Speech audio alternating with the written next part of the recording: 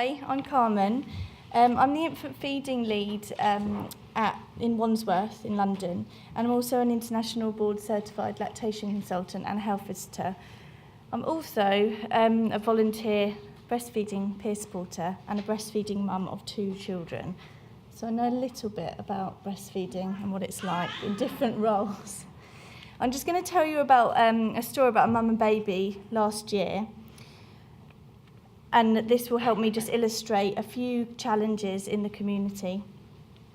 So I'm going to start by sharing the story. This little baby was born at term, but she had a low birth weight of 2 kilos. The baby, because of her low birth weight, she really did behave a lot like a premature baby, and breastfeeding was really tricky. She couldn't really sustain feeds for more than 1 minute. She had low blood sugar levels. She was really very sleepy. And after the 1 minute feed, she just drifted off into deep sleeps a lot. She had difficulty maintaining her body temperature, and it was found out she did have a tongue tie also. The mum was using syringes and cup feeds to with her express milk after she tried breastfeeding her.